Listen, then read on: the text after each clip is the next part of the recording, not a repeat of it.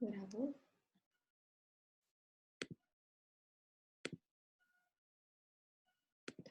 Então, vamos lá.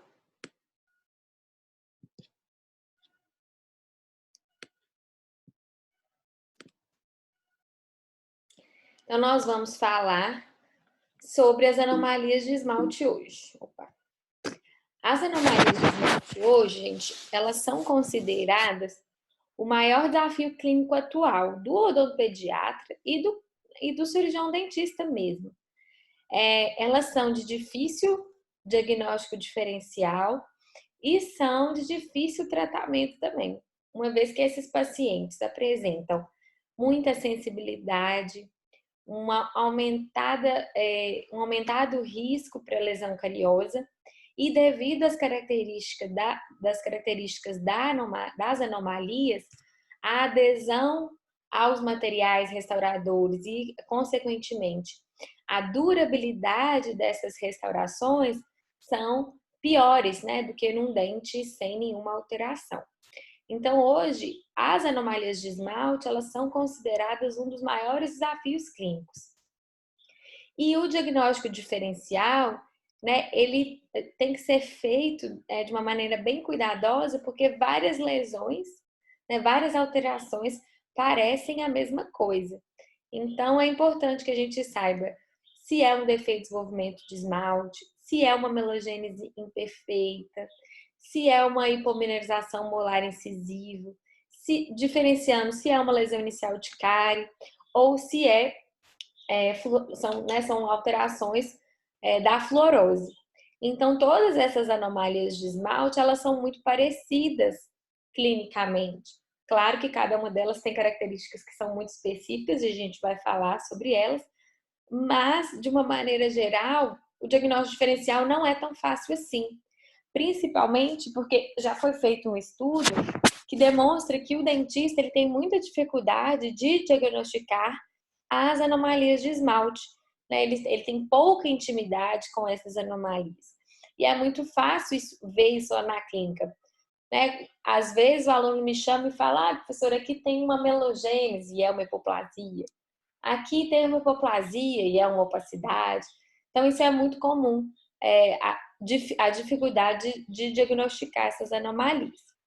E para a gente entender essas anomalias, a primeira coisa que a gente tem que entender é como ela se forma, como ela acontece.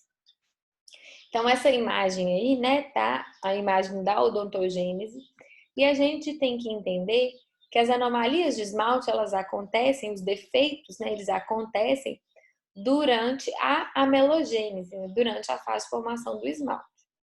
A gente sabe que a formação do esmalte, ela apresenta em diferentes estágios, mas a gente pode dividir em dois estágios principais. O estágio formativo e o estágio de maturação. Durante o estágio formativo é quando o ameloblasto ele está depositando uma matriz orgânica, que é composta principalmente 65% de água, 20% de uma matriz orgânica e 15% de cristais de hidroxapatita. Só um minutinho.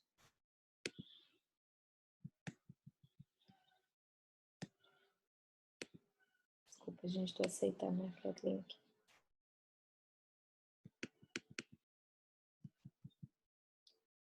Não tá indo, não.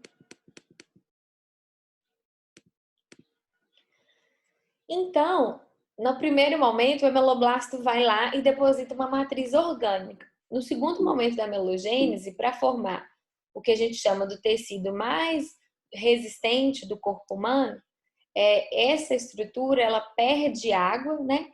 E essa matriz orgânica ela é mineralizada. Então há um crescimento e maturação desses cristais de hidroxapatita. Então, para no final dar origem a uma estrutura com 97% de hidroxapatita e somente 3% de água e proteínas, né? Então, para gerar essa estrutura mais mineralizada do corpo humano, antes, né, essa estrutura, o ameloblasto produz uma matriz orgânica que depois vai ser maturada. Então, a amelogênese, ela passa por essas diversas fases, né? Mas o que é importante mesmo que vocês saibam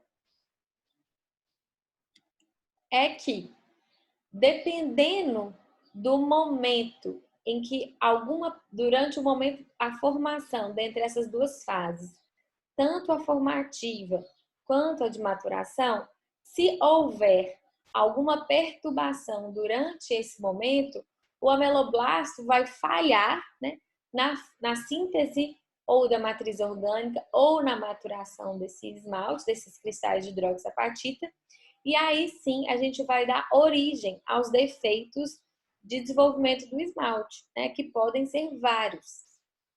Então, se eu tiver um defeito durante a fase, deixa eu voltar, durante a fase de maturação do esmalte, a gente fala que de formação, desculpa, a gente fala que a gente vai dar origem a defeitos quantitativos do esmalte, porque esse ameloblasto falhou na época de formação da matriz. Se eu tiver alguma perturbação que aconteça durante o estágio de maturação desse esmalte, a gente fala que vai dar origem a defeitos na qualidade desse esmalte. E essa perturbação, e o que vai ser essa perturbação, aí sim vão caracterizar quais anomalias vão ser. Então, por exemplo, a gente não vai falar mais especificamente da fluorose nessa aula, porque já tiveram esse conteúdo, mas a fluorose, ela é um tipo de defeito de esmalte qualitativo, né? Em que o que vai causar, o que é a perturbação, né? A perturbação é a presença de flúor durante a época de maturação. Então, eu tenho uma falha na maturação e eu vou dar origem a um esmalte com uma qualidade, com uma translucidez diferente, que é a fluorose. Então, dependendo da gravidade e da duração dessa perturbação, eu vou ter as anomalias do esmalte. Então, depende do momento de formação do esmalte e também depende da gravidade e da duração com que essa perturbação aconteceu. Então, durante a fase formativa ou secretora, normalmente eu dou origem a defeitos que caracterizam-se por perda da estrutura do esmalte, como, por exemplo, as hipoplasias. Ou também, que a gente não vai falar nesse momento, nessa aula, sobre a amelogênese imperfeita, mas existem alguns tipos de amelogênese imperfeita, que principalmente o tipo hipoplásico, né? Que o defeito também é nessa fase. E quando eu tenho defeitos que aconteceram durante a fase de maturação, eu vou dar origem a defeitos qualitativos do esmalte. Ou seja, eu tenho um esmalte com uma espessura normal, porém a qualidade desse esmalte ela é diferente. Então, as anomalias de esmalte que são geradas durante o período de maturação podem ser as hipomineralizações, as opacidades demarcadas, as opacidades difusas. Então, primeiro a gente vai falar um pouquinho sobre os defeitos de desenvolvimento do esmalte, né, que são chamados também de DDE. Os DDS, a gente chama, né, são defeitos originados quando há um distúrbio nas matrizes dos tecidos duros do dente e na sua mineralização, originadas durante a odontogênese. Então, a gente pode classificá-los em hipoplasias, quando eu tenho, observem, uma perda da estrutura do esmalte, então eu tenho perda de continuidade. Então, eu tenho um esmalte alterado na sua espessura, né? Então, a hipoplasia, né, ela tem esse nome porque eu tenho uma perda mesmo de estrutura. E eles também são classificados em opacidades, que são aqueles defeitos em que eu tenho uma alteração durante a fase de maturação desse esmalte. Então, eu não tenho perda de estrutura, né? Mas eu tenho perda na translucência desse esmalte. Então, eu tenho um esmalte com uma qualidade diferente. A quantidade de esmalte é a mesma, mas a qualidade é diferente. E a qualidade desse esmalte não só é diferente porque ele tem uma aparência diferente, mas também a sua composição, a sua resistência, ela é diferente. Né? Ele tem uma porosidade maior, já que eu tenho um defeito durante a fase de mineralização. Então, observem nessa imagem, né? Eu tenho aqui uma opacidade demarcada, que a gente considera que é demarcada porque ela apresenta limites nítidos, eu consigo determinar onde ela começa, onde termina. Eu consigo ver a diferença entre o esmalte sadio e o esmalte alterado. E eu tenho alterações que a gente chama de opacidade difusa, onde eu não consigo diferenciar onde começa meu esmalte sadio e onde começa meu esmalte doente, né? O meu esmalte alterado, vamos dizer assim.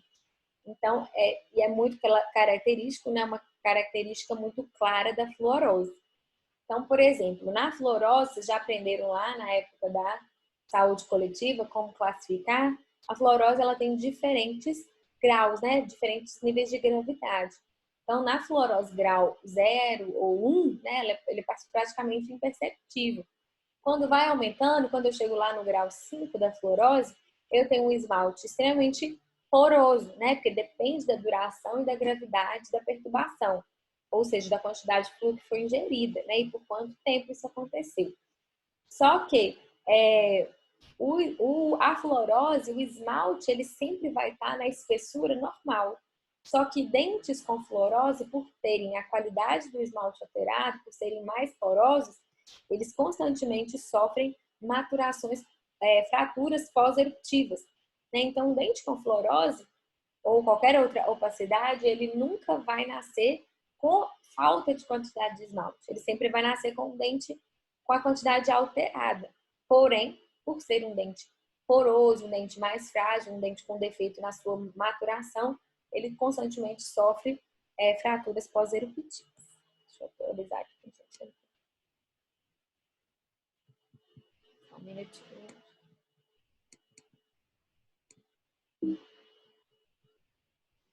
E existem índices específicos para que a gente consiga diagnosticar esses defeitos de esmalte, né? Para que todo mundo consiga garantir que está todo mundo vendo a mesma coisa. E aí, a etiologia desses defeitos de esmalte, ela é muito variada, né? Existem mais de 140 causas já associadas à ocorrência do defeito de esmalte. E isso aqui que eu vou falar, gente, serve também para quando eu estiver falando da hipomineralização molar incisiva. Por quê? A hipomineralização molar incisiva, ou HMI, ela também é um defeito de desenvolvimento de esmalte, mas ela é um defeito muito especial. Então, por isso, né, deram um nome diferente para ela, porque ela tem características específicas, mas ela também é um defeito de desenvolvimento do esmalte. Então, para a gente falar das anomalias de esmalte, dos defeitos de desenvolvimento do esmalte, da etiologia, a gente tem que entender que essa etiologia ela é muito ampla, muito vasta.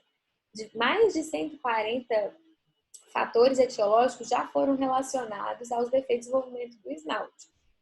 E a gente tem que entender que, por ser de característica ambiental, né, a gente tem que diferenciar esses fatores causais. Então, a gente tem dois fatores causais específicos. Aqueles que a gente fala fatores locais, que são aqueles, por exemplo, relacionados com a ocorrência de um trauma. Então, por exemplo, um dente descido sofreu um trauma, como a gente já viu. Uma das consequências mais comuns que pode acontecer no dente permanente, um dente com uma hipoplasia ou uma opacidade, né? Ou, por exemplo, dentes que sofreram um dente descido, que tem ficou com uma infecção ali constante, crônica por muito tempo.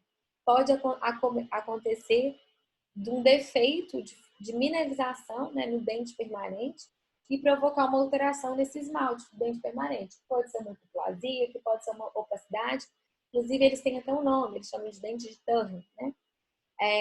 Por causa de algum fator local específico.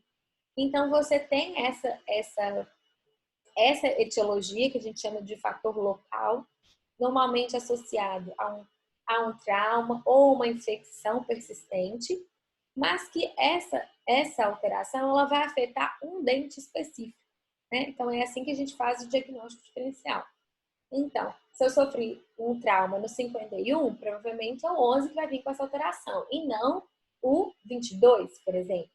Então, se a infecção foi no 54, essa alteração vai vir no primeiro pré superior direito e não no segundo pré inferior direito.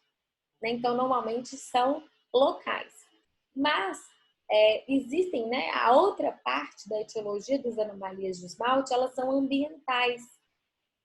São fatores que vão agir durante a época de formação dos dentes, sejam eles decíduos ou permanentes, e que vão provocar uma alteração em um ou mais dentes em que você não consegue relacionar algum fator local que tenha acontecido com a alteração do esmalte. E normalmente esses fatores ambientais, eles são extremamente variados. E a gente pode dividi-los em fatores pré-natais, natais e pós-natais. Então, nas anomalias de esmalte, fica muito claro a importância do cuidado, do pré-natal adequado, desde a época da gravidez. Porque qualquer alteração, né, durante a gravidez, durante o período gestacional ou relacionados à saúde da mãe, eles vão influenciar diretamente a formação desse esmalte do dente. A gente já sabe que o esmalte ele já começa a se formar no dente decíduo, né? Lá desde a 5ª semana de gestação. Então, qualquer alteração durante a formação desse dente, né? Seja ela, por exemplo, o consumo de álcool, uma nutrição não adequada da mãe, uso de drogas, uma infecção urinária, né? Qualquer alteração na gestação, uma hipertensão durante a gestação, podem alterar a formação do esmalte. Porque a gente tem que lembrar que o ameloblasto é uma célula muito sensível e até variações pequenas de temperatura podem alterar a formação do esmalte. Então, aqui já fica importante, né? A gente já começa a reforçar da importância dessa odontologia do pré-natal odontológico, que hoje muito se fala, né? E que no SUS a gente já consegue fazê-lo de uma maneira mais efetiva e que ainda nos consultórios particulares isso ainda não é um hábito, né? Então, no SUS, quando a mãe está grávida, ela tem direito, né, a uma consulta odontológica. O que acontece é que muitas vezes as mães não vão, né? Mas ela tem o direito, porque hoje a gente já reconhece que a saúde, né, da mãe, ela vai impactar diretamente na saúde do futuro bebê, na saúde bucal e na saúde geral também.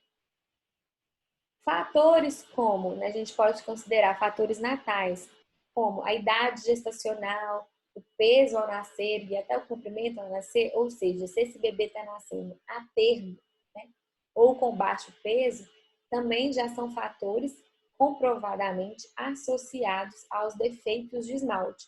Então, bebês prematuros com baixo peso, eles têm uma maior chance de terem defeitos de esmalte, eles têm uma maior prevalência de defeitos de esmalte. Então, até esse momento, tudo isso vai impactar na formação dos dentes decíduos, concorda? Porque isso está na época de formação dos dentes decíduos. Acho que eu vou te responder agora, Paula, sua dúvida. Então, durante a gestação e até o momento do nascimento, a gente sabe que está tendo a mineralização das coroas dos dentes decíduos. Então, tudo que acontecer até esse momento vai influenciar na formação dos dentes decíduos. Já do momento do nascimento até mais ou menos os 3 anos de idade, a gente sabe que está tendo mineralização das coroas dos dentes permanentes, né? Principalmente incisivos e molares. E até um pouquinho mais tarde, 4, 5 anos, está havendo a mineralização das coroas dos pré-molares. Então, tudo que acontecer do nascimento até mais ou menos essa idade vai impactar diretamente na formação, na mineralização, né? E até na formação também dos dentes permanentes, né? Então, quais são esses fatores pós-natais? Então, todas aquelas alterações da primeira infância. Então, todas as doenças da primeira infância, catapora, rubéola, internações, hospitalizações, febres recorrentes, infecções recorrentes. Então, qualquer alteração durante a primeira infância, ela pode dar origem aos defeitos de esmalte no dente permanente, né? Porque é a época de formação do dente permanente. E também, lógico, as condições de saúde da criança, né? Essa criança é hospitalizada de maneira frequente, né? Se ela toma medicamento de maneira frequente. E principalmente um dos fatores muito já está muito clara a sua associação às febres recorrentes também.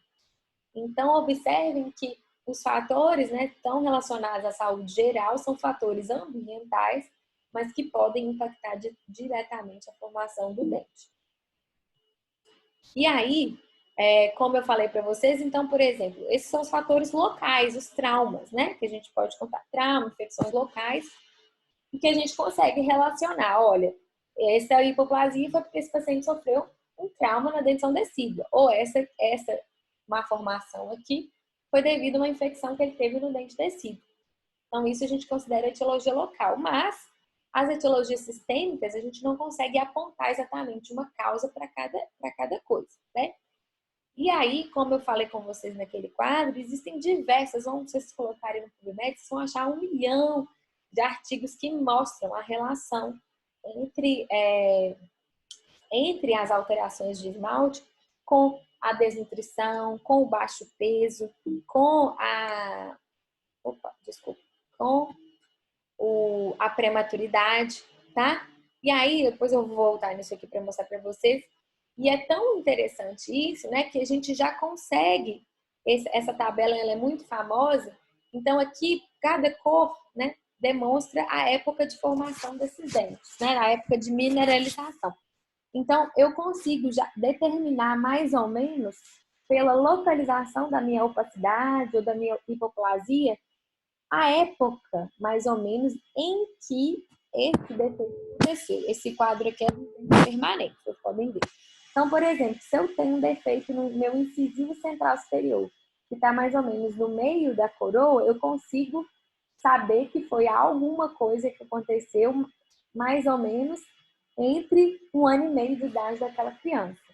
Já eu tenho no terço médio da coroa do incisivo, do canino inferior, eu sei que a alteração que aconteceu mais ou menos entre os 3 anos de idade dessa criança. Então, pela localização da anomalia de esmalte, eu consigo determinar até mais ou menos a época em que essa perturbação aconteceu, né? Do tanto que isso já está claro na literatura, né? Que, então, alterações que acontecem até mais ou menos o nascimento vão impactar, né, nos dentes descidos, e alterações que vão acontecer mais ou menos até os 6, 5 anos de idade vão afetar os dentes permanentes. E aí, quais são essas alterações, né? O que pode afetar? Então, por exemplo, é muito claro para a gente entender que a má nutrição, né, a desnutrição, ela vai afetar, obviamente, né, na formação do dente, vai afetar na saúde geral da criança, mas também vai alterar na saúde bucal, né? Então, pacientes, por exemplo, com desnutrição, com deficiência de alguma vitamina, já foram associados a uma maior prevalência de hipoplasia de esmalte e até atrofia de glândulas salivares. Também já tem estudos que mostram que alguma desnutrição pode causar atraso na erupção dos dentes tecidos. Ô, Bruna, a minha internet está ruim e eu não tenho como sair daqui porque eu estou sem dirigir. Então, eu estou gravando a aula. Então, na aula gravada não vai ficar assim. Então, em algum momento, se vocês não conseguirem ouvir, não se preocupe, vou postar a aula para vocês depois, tá?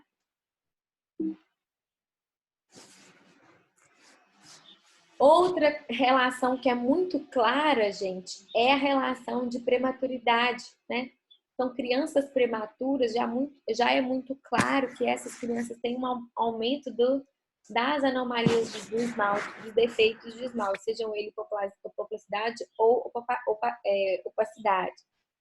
O risco de defeito de esmalte em crianças prematuras, observe nesse estudo, foi até 8 vezes maior. E assim acontece também para crianças com baixo peso, né?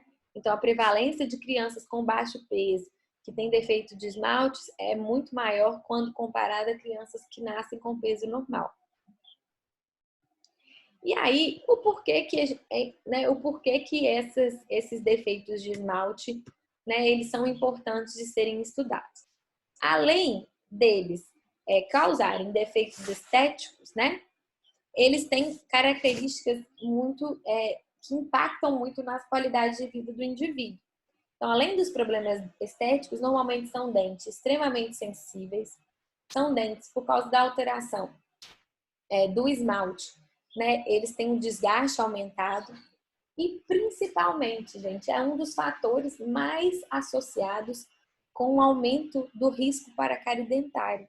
Então, as anomalias de esmalte hoje, elas são consideradas, né, um dos fatores de risco mais relevantes para a cárie dentária.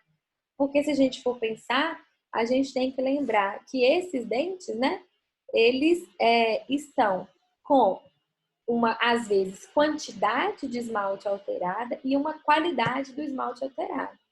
Então, falando isso, fica muito fácil da gente entender que, além das alterações estéticas e da sensibilidade dentária, o DDE, né, os defeitos de esmalte, eles, pelas suas características, como superfícies irregulares, perda da estrutura de esmalte e pela porosidade, né, porque quando eu tenho uma alteração de qualidade, eu não tenho uma alteração de quantidade do esmalte. O esmalte, né, a espessura está a mesma, mas esse esmalte é mais poroso. Então, obviamente, né, eu vou ter um acúmulo de placa maior, eu vou ter muitas vezes uma exposição de dentina. Então, isso facilita, né, muito a formação, o acúmulo de biofilme e aí o desenvolvimento da lesão cariosa. A exposição de dentina muitas vezes vai aumentar, vai facilitar a progressão da lesão e também já foi demonstrado que por causa da característica da irregularidade da superfície desses dentes, os níveis de Streptococcus mutans da boca de crianças que têm defeito de esmalte são muito maiores do que em crianças que não têm defeito de esmalte, porque eu tenho mais superfícies irregulares para que as bactérias façam a sua adesão. Então, crianças, né, e pessoas, adultos que têm anomalias de esmalte, sejam elas da hipoplasia, ou seja, defeitos qualitativos ou quantitativos, eles têm uma chance muito maior de terem cárie. E essa chance já está demonstrada em diversos estudos, transversais, longitudinais, tá? Que eles aumentam a chance, né? Por exemplo, esse aqui é a minha tese de doutorado. Então, eu encontrei um risco quase que mais de 2 vezes maior, tanto para a criança, né? Então, por exemplo, esses estudos aqui, né, eles demonstravam que a criança que tem o defeito de esmalte, eles têm mais chance de ter cárie. Só que eles não avaliavam o dente a dente, entendeu? Então, por exemplo, pode ser que aquela criança tenha tido uma cárie, né, tenha tido uma cárie no futuro, porque ela tem defeito de esmalte, mas que não tenha sido relacionado nada ao defeito. Porque ela pode ter defeito no dente e de um tempo depois ter tido cárie em outro dente. Só que o que eu fiz no meu estudo? Eu avaliei dente por dente.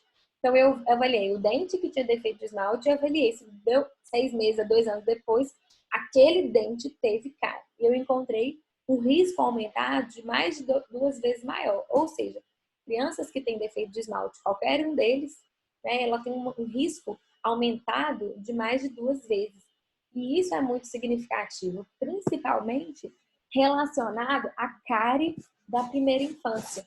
Então, já tem alguns autores que consideram que os defeitos de esmalte são os fatores, então é um dos principais fatores predeterminantes que aquela criança vai ter cárie severa da primeira infância ou não.